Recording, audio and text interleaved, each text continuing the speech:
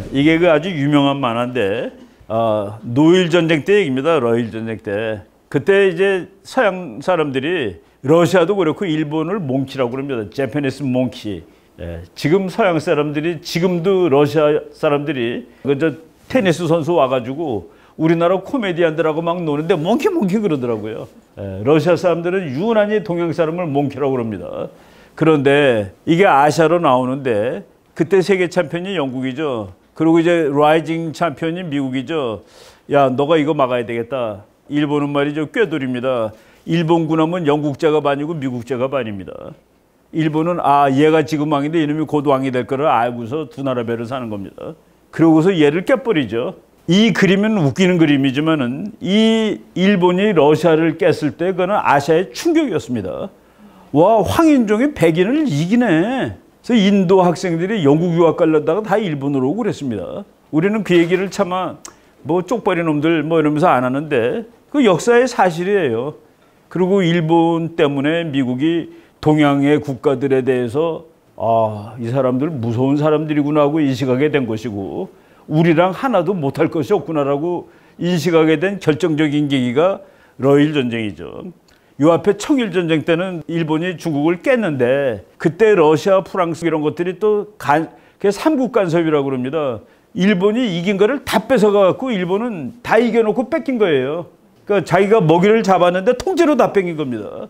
그래서 일본이 와신상담에서 10년 얘기를 보면은 무서운 나라구나라는 생각이 들 정도로 뭐 그냥 자살한 놈도 많고 뺏었는데 다른 놈들이 다 뺏어 먹겠다 해가지고 그래서 서양하고 싸워서 이긴다고 10년 동안 아우성을 치고 청일전쟁 이긴 다음에 1894년이죠. 그리고 1904년에 러시아를 깨버리고 그 해부터 세계 국제정치학에 일본은 강대국의 반열로 올라가는 겁니다.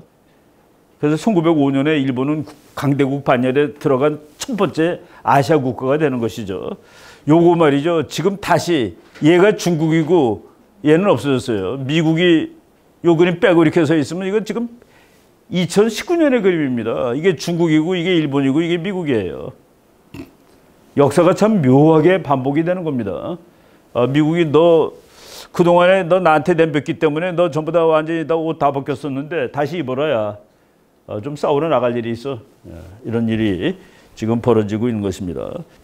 아소다로라는 친구가 정말 그렇게 보면 우리가 그 일본 사람의 전형입니다. 밥맛도 없고 그러는데 이 사람이 말하는 거는 보면은 2013년입니다. 한국과의 관계가 아주 나빠지기 시작했을 때예요. 이명박 박근혜 딱 정권 교체되는 그 무렵입니다. 중국과 1500년 동안 우리는 관계가 원활한 적이 없었다. 그때 박근혜 대통령은 미중 등거리 외교정책 뭐 이런 거 얘기하고 막 그럴 때입니다. 그래서 미국이 황당한 거예요. 박근혜 대통령이 대통령 된 다음에 특사가 제일 먼저 간 게 중국입니다. 미국은 나중에 갔어요. 그 특사를 중국으로 보낸다고 한 날 동아일보에 박근혜식 미중 등거리 외교 이렇게 놨습니다. 아니, 한 나라는 동맹국이고 한 나라는 잠재적 적국인데 어떻게 그게 두 개가 등거리예요?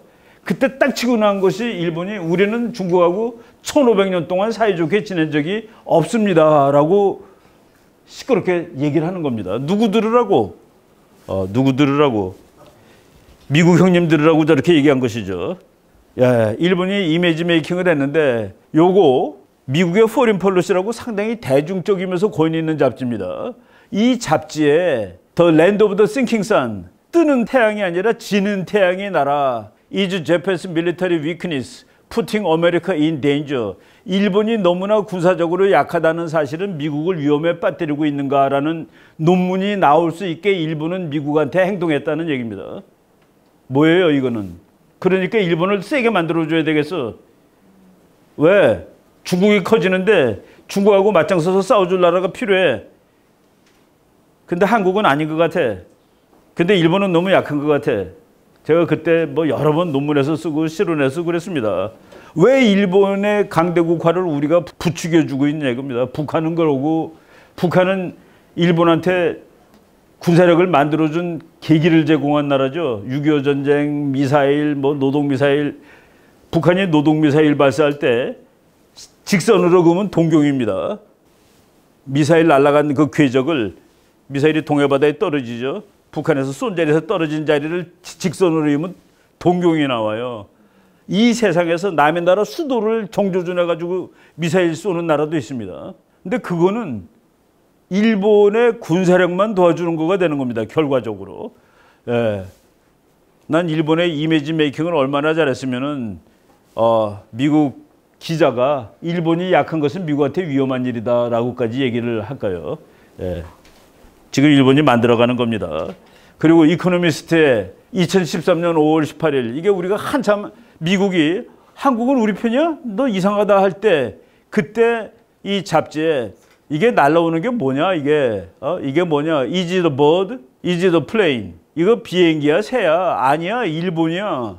그 잡지에 영국에서 나오는 잡지의 표지입니다. 그러고서 여기 이 문장 뭐 어렵지 않아요. A patriotic Japan이래요. 애국적인 일본입니다. That had converted its self-defense force. 자위대를 into standing army. standing army는 그냥 정상적인 정규군 상비군입니다. 자위대를 상비군으로 just like any other country. 이 세상 모든 나라가 다 갖고 있는 보통 국가들이 갖고 있는 그런 군사력으로 자위대를 바꾼 애국적 일본은 would add to the security of Northeast Asia. 동북아시아 안보에 보탬이 될 것이다. 우리나라는 뭐라고 그랬습니까? 일본의 우경화 때문에 아시아 안보가 깨진다고 다 그러고 있었죠. 우리는 지금 세상을 따라가지 않았습니다.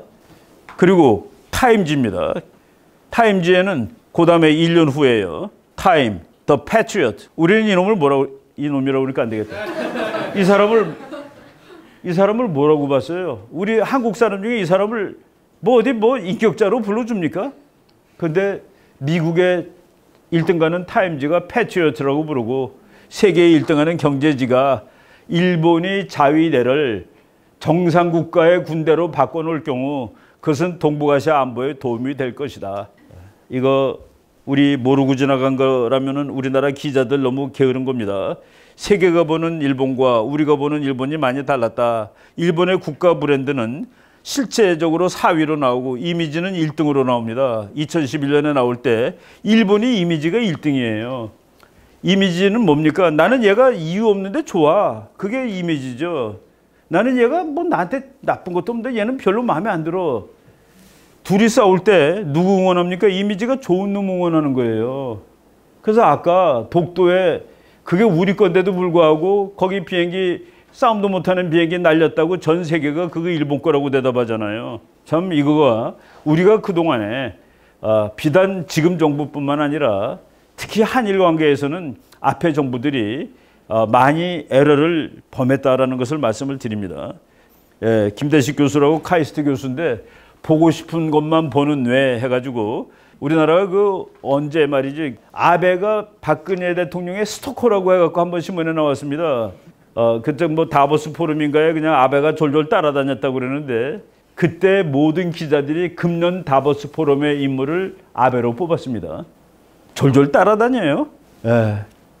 그냥 요거 좀 길지만 읽겠습니다. A급 전쟁 범죄자들이 묻혀있는 야스쿠니 신사를 일본 총리가 방문한다는 것은 당연히 있을 수 없는 일이다. 하지만 여기서 잠깐 생각해보자. 대한민국 정서 여론에 따르면 아베 신조는 괴물이며 미래의 히틀러다. 그리고 우리는 믿는다. 전 세계인들이 우리에 동의한다고. 그래서 스위스 다보스 포럼에서 야스쿠니 신사 관련 질문을 받은 아베는 망신당했으며 전 세계 여론 모두 아베를 괴물 취급한다고. 하지만 미안하게도 그건 우리들의 희망사항일 뿐이다. 영국 파이낸셜 타임즈는 아베를 올해 다보스 포럼 최고 인물로 뽑았으며 미국의 Foreign Affairs, 이거 정말 영향력 있는 잡지입니다. 도리어 너무나 과거에 집착한다고 한국과 중국의 책임을 묻는다. 중국 사람들이 지금 중일 관계가 잘못된 이유가 뭐냐 그러는데 20%가 자기 탓이라고 얘기했습니다. 우리나라는 0이죠. 그래서 일본 사람이 중국하고 다루기가 더 쉬워라고 얘기합니다. 왜? 걔네들은 지가 잘못했다고 얘기하거든. 너네는 100% 선이고 일본은 100% 악이잖아. 우리가 생각하는 아베는 일본인들이 생각하는 아베뿐만이 아니라 대부분 서양인이 보는 아베와도 거리가 멀다는 것이다. 아베하고 박근혜 대통령이 같은 무렵에 각각 국가 정상으로 취임을 했는데 내년에 일본에서 뭐 있습니까? 2020년에 올림픽 있죠. 올림픽의 개회식을 아베가 하지 않겠습니까?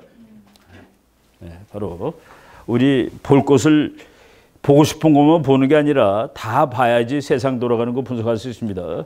여러분, 세상에서 잠수함의 생명은 소리가 안 나는 겁니다. 소리 안 나는 움직이는 거 만드는데 일본이 또 뭐 있죠.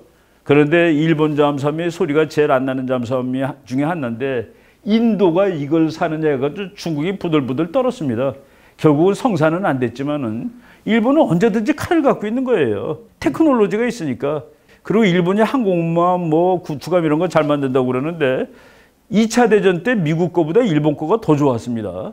그 미쓰비시 제로센이라고 영전이라는 써있는 그 비행기는 일본 항공모함에 싣고 하와이까지 갔는데 그 비행기를 당할 수 있는 미국 비행기가 그때는 없었습니다.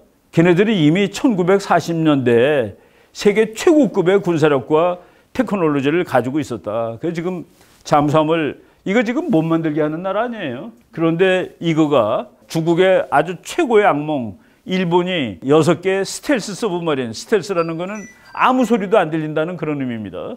그래서 이런 것들을 우리가 다 유념하자라고 말씀드리는 겁니다. 만나자마자 저녁까지 골프, 잠자는 시간 빼고 찰싹 붙은 트럼프와 아베.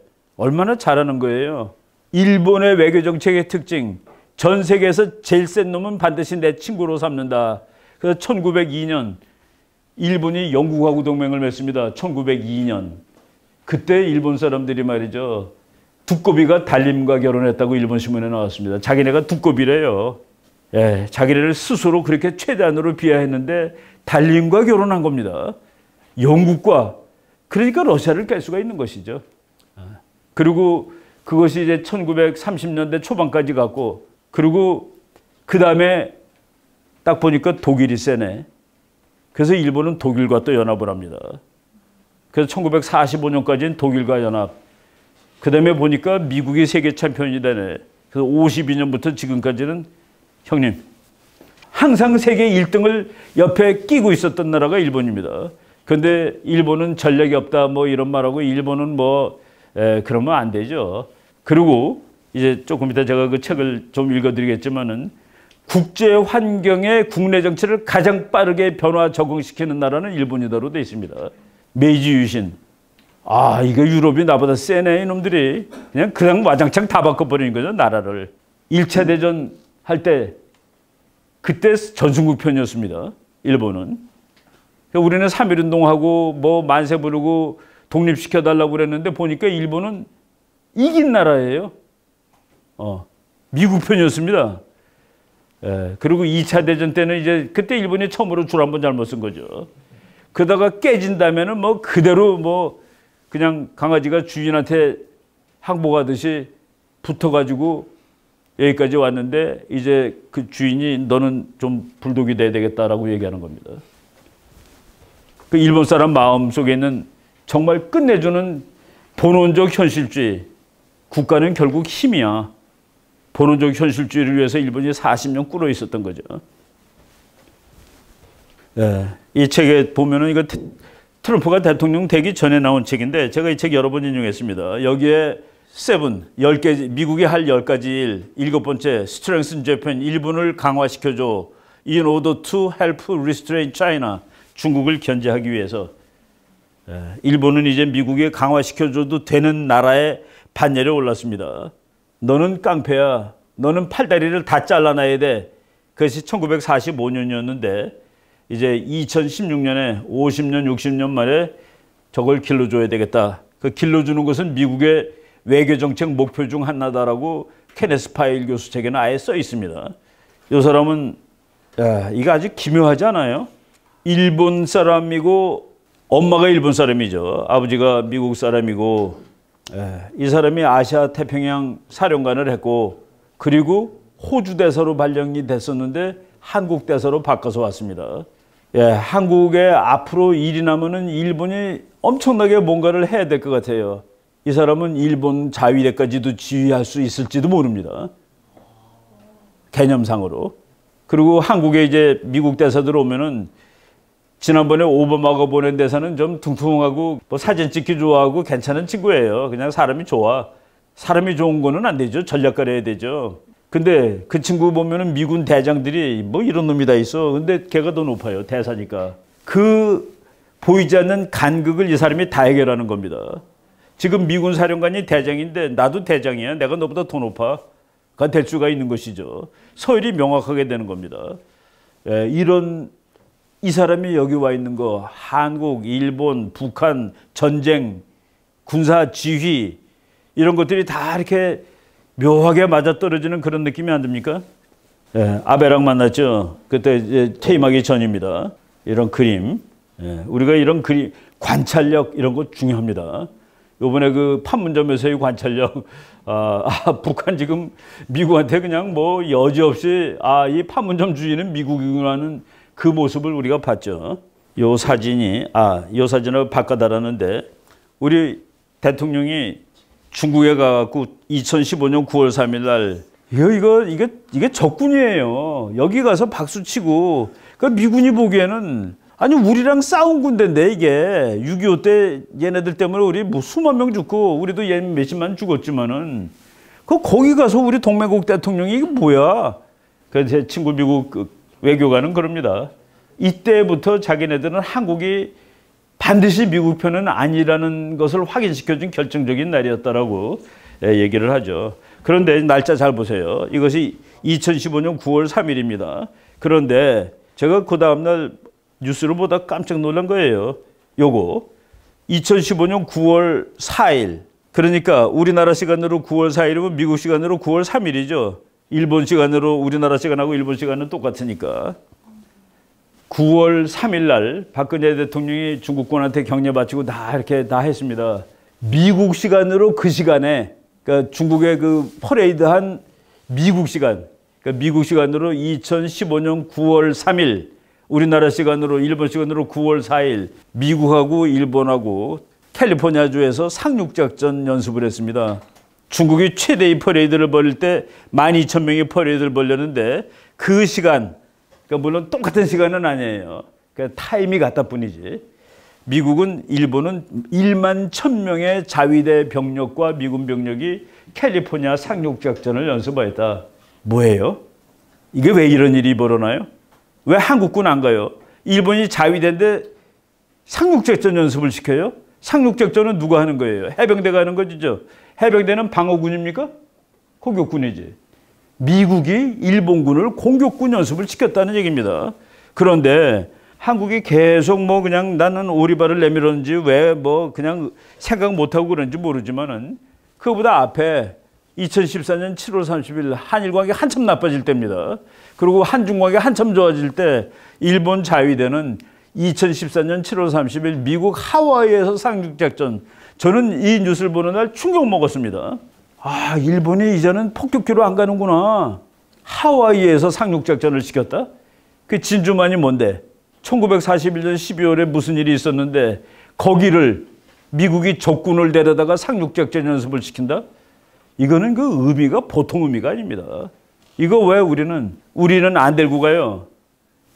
미국이 뭐라고 얘기하겠습니까? 너네 대통령 어디 가 계시는지 봐라. 이런 것들. 이거 참 어마어마한 얘기죠. 이제 우리가 교과서로 돌아가야 됩니다. 국제정치의 기본 원리, 국가안보의 기본 원리. 우리는 미운 나라, 이쁜 나라를 상정하는 나라입니다. 국제정치에는 미운 나라, 이쁜 나라가 없습니다. 무서운 나라, 무섭지 않은 나라가 있을 뿐이에요. 무섭지 않은 나라는 그냥 외교 안보의 대상이 아닙니다. 나보다 훨씬 약하기 때문에 나한테 안 덤벼요. 무서운 나라는 누구냐? 그는 국제정치학적으로 가까이 있는 강대국입니다. 멀리 있는 강대국은 안 무서워요. 지금 특히 뭐 제국주의 다 끝난 시대에 뭐 건드리러 오지 않습니다. 옆에 있는 강대국, 그 옆에 있는 강대국이 우리는 누굽니까? 중국, 일본 두 나라죠. 그러면은 두 나라를 다적으로 하는 것은 파탄입니다, 전략에. 그래서 한 나라를 잠재적으로 주적으로 보고, 물론 이제 일부러적으로 하는 건 아닙니다. 그리고 다른 하나는 힘을 합치는 것. 그것이 국제정치에서 말하는 세력균형 정책입니다. 중국이 일본보다 힘이 세요. 그럼 우리는 중국보다 힘이 약한 일본과 한국이 힘을 합쳐서 중국에 대항하는 것. 이것이 국제정치의 몇천 년짜리 진리입니다. 거기서 나온 세력균형 이론이 국제정치 최대의 이론이고 교과서잖아요. 거기서 최근에 데모크라틱 피스 티어리라는 게 나왔는데 민주주의 국가끼리는 전쟁하지 않는다는 이론이 나와서 그래서 미국과 멕시코 관계가 설명이 되는 겁니다. 아, 멕시코가 미국을 하나도 안 무서워하는 거는 미국이 민주주의이기 때문에, 그리고 멕시코도 민주주의이기 때문에 어느 날 미국이 독재 국가가 되면 멕시코, 캐나다 죽습니다. 또는 미국은 그냥 있는데 캐나다가 독재 국가가 되면 미국한테 죽습니다. 데모크라틱 피스 이론은 민주 국가끼리는, 그래서 그걸 또 여기다 적용하면은 일본은 민주 국가예요. 중국은 민주가 아닙니다. 그러면은 이 동네는 누가 잠재적국인지가 그대로 나오는 동네입니다. 근데 그놈을 거꾸로 하려니까 그냥 계속 말썽이 생기는 것이죠. 만약 일본이 독재국가고 중국이 힘이 더 센데 민주국가면 일본을 적으로 하면 됩니다. 그 데모크라틱 피스 이론이 그렇게 막강해요. 물론 이제 제가 지금 번역하는 책에는 그것도 허술한 부분이 떼서 박사를 내놨는데, 그래도 국제정치학자가 만들어낸 이론 중에서는 지금까지 중에서 제일 센 이론 중에 하나입니다. 민주주의 국가끼리는 적어도 지네들끼리는 안 싸운다. 일본도 민주주의, 중국도 민주주의 그러면 우리는 지금 괜찮아요. 괜찮습니다. 가까이 있는 강대국 중에서 힘이 제일 센 나라. 이게 원칙이에요.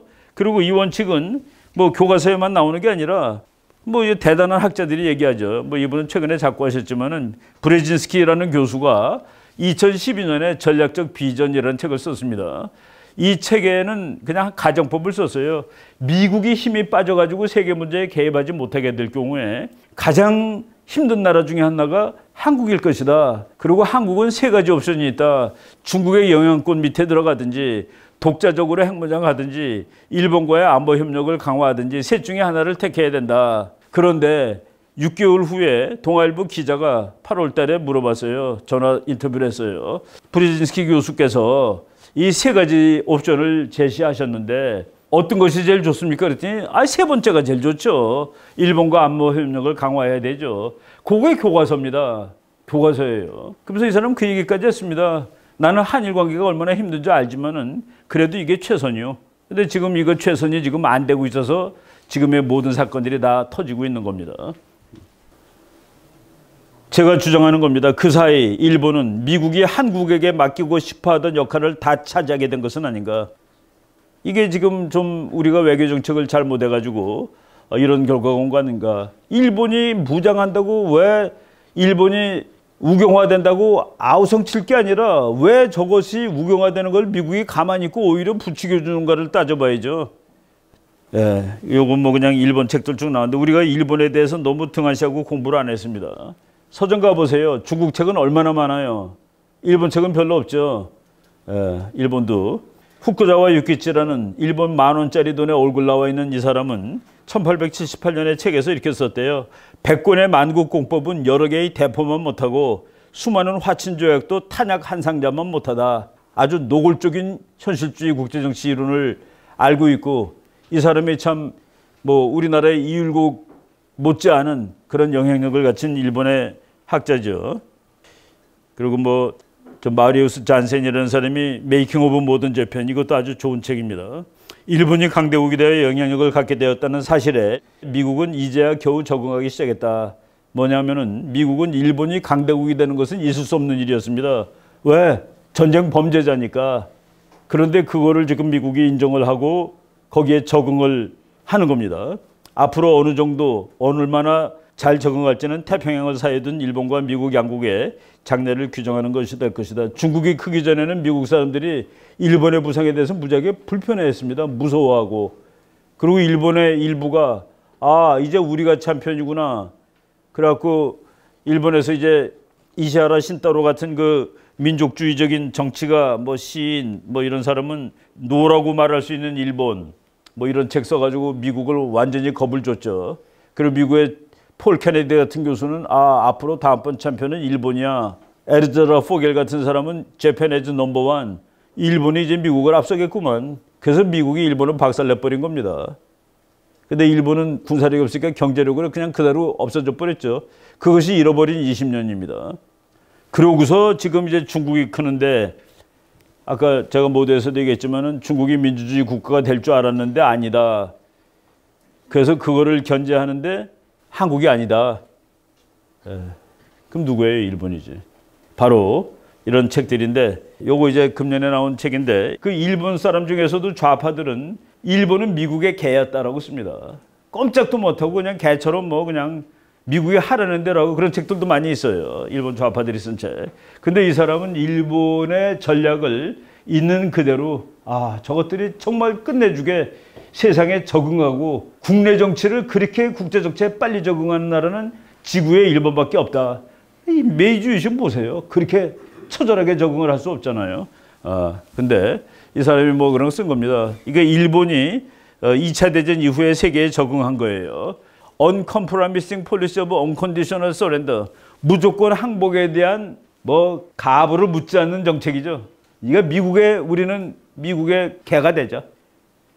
미국의 개가 되자입니다. 그게 요시다 독트린이라는 것이죠. 일본은 경제. 그래서 이코노믹 애니멀이라고 그랬죠. 좋아. 그래도 나는 좋아. 그게 우리가 힘세지는 기본이거든.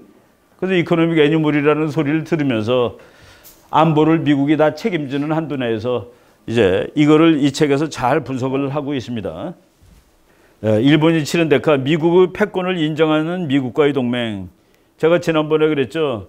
한국 학생들이 그래요. 왜 우리는 미국하고 전쟁할 때 대등하지 못하냐고. 미군의 지휘를 받냐고. 우리나라는 함께 싸우니까 지휘를 받는 겁니다. 일본군은 전쟁 나면은 함께 싸우는 게 아니라 미국 심부름하는 군대예요. 그래서 미군이 지휘하지 않습니다. 일본군은 탄약이나 날르면 되는 거예요. 함께 쏘는 군대가 아닙니다. 총을. 그렇게 돼 있는 거예요.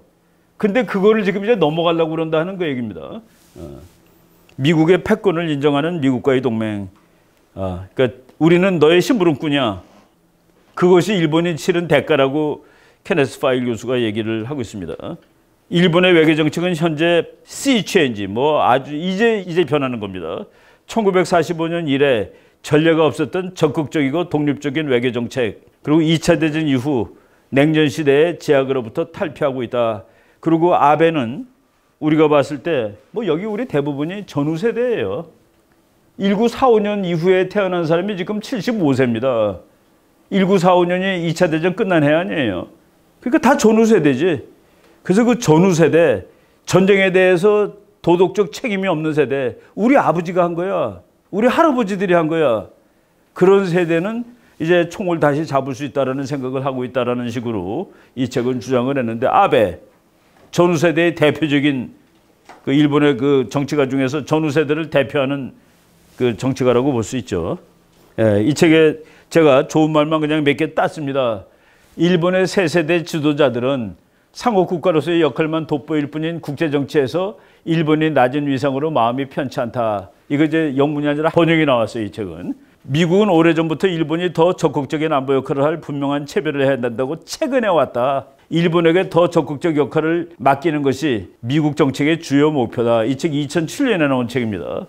그러고서 이 정책이, 미국의 정책이 옳다를 증명해 준 것이 역대 한국 정부들입니다. 맞구나. 아시아의 안전은 일본에 의존하는 수밖에 없구나. 이놈이 비록 전쟁을 일으킨 놈이지만은 국가 정책의 전광석과 같은 변신이 가능한 일본.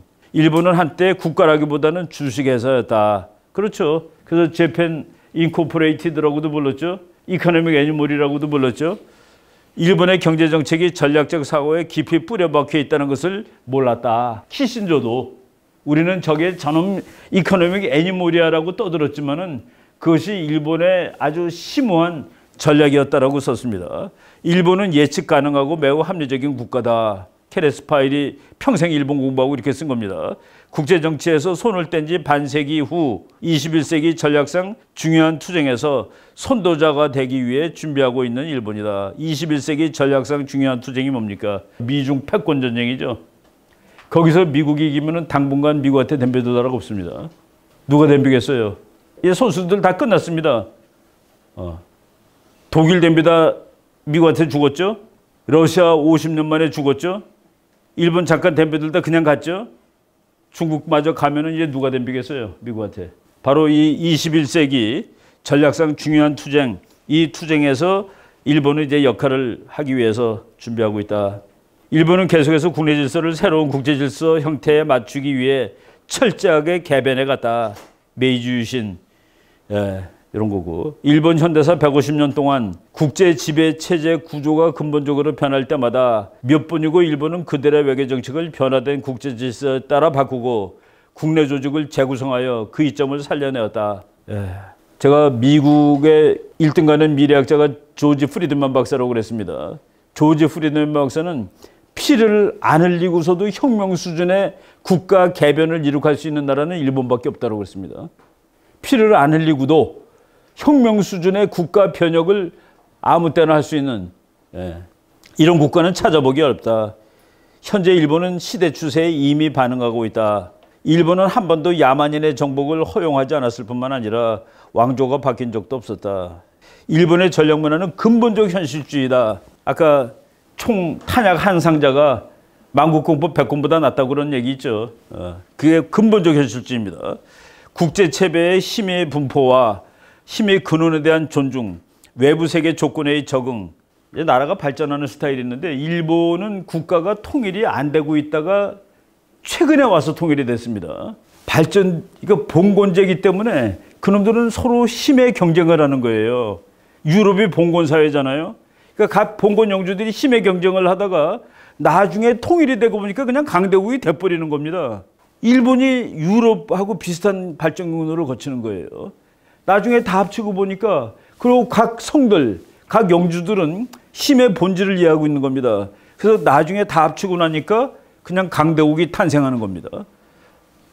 그리고 일본은 말이죠. 사무라이가 뭡니까? 칼을 든 지식인이죠. 그러니까 뷰로크랏, 관리, 학자가 칼을 들고 있는 겁니다. 그것이 합쳐져 있는 것이 사무라이죠. 그러니까 이제 발전하는데 뭐 그 발전이 제국주의가 되든 뭐든 간에 하여간 발전이라는 개념에서 유리했다라는. 일본은 몇 번이고 세계의 초강대국과 동맹을 맺었습니다. 1902에서 22까지는 영일동맹, 22년에 그 워싱턴 군축회의라고 그래가지고 세계 군함을 어떻게 배분하자.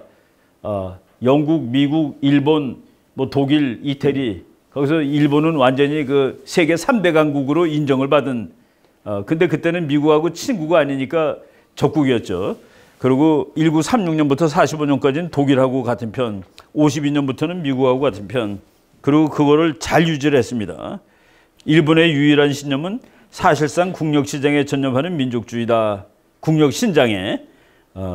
그리고 미국이 의도하지 않은 대국이라면 미국은 의도하고 강대국이 된 나라가 아닙니다. 이번에 여러분들 최근에 나온 책도 액시던탈 슈퍼파워. 정말 얼떨결에 미국은 1등이 되는 거예요. 그런데 일본은 철저하게 의도된 강대국이다. 맞는 겁니다.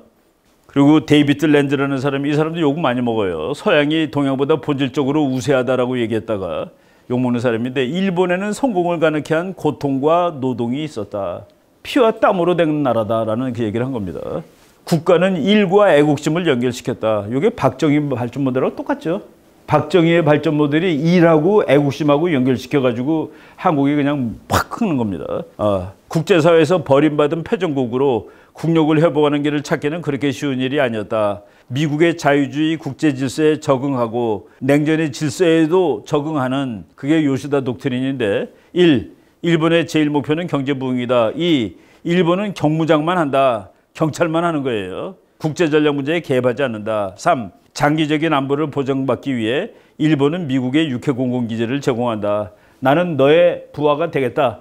그리고 3대 비핵 원칙, 이거는 사또 수상 때 나온 건데, 핵을 만들지도 보유하지도 도입하지도 않는다. 그래서 그 과학 발전된 내일 아침이면 핵보유국이 될 일본이 자기는 죽어도 안 한다라고 선언을 하고, 그리고 미국의 신뢰를 쌓아가지고 이제 드디어 이 요시다입니다. 요시다 독트린, 요시다 시게루라는 이제 괜찮은 사람이죠. 이것도 이제 제가 최근에 본 책인데 이것까지 다 할 필요는 없을 것 같아요. 요거는 우리 조선일보 칼럼에 이런 말이 하나 있어요. 한국 사람들만 모르는 3가지. 첫째, 자기들이 얼마나 잘 사는 나라인지 모른다. 둘째, 한국이 얼마나 위험한 대치 상황에 놓여 있는지 모른다. 셋째, 이웃인 중국과 일본이 얼마나 대단하고 두려운 존재인지 인식하지 못하고 있다. 지금 그 인식하지 못하고 있다는 게 너무 노골적으로 나타나는 거 아닌가 하는 그런 생각이 듭니다. 그래요. 지금 시간이 많이 흘렀기 때문에 내가 한국인만 모르는 일본과 중국은 일본의 외교관, 한국에 3번이나 근무한 외교관이 썼는데 이거는 곰곰이 읽어볼 그 우리에게 교훈을 주는 책입니다. 이걸 그 기분 나쁘다가 아니라 이렇구나 하고서 불국사에 가보세요. 거기 온 일본 학생들은 한문을 다 읽는데 우리나라 고등학생은 못 읽죠. 간판을 못 읽습니다. 이런 것들을 이제 우리가 제가 앞으로 그 일본에 대해서 우리가 본질적으로, 그리고 일본은 민주주의 국가고 2차 대전 이전에는 우리의 적이죠.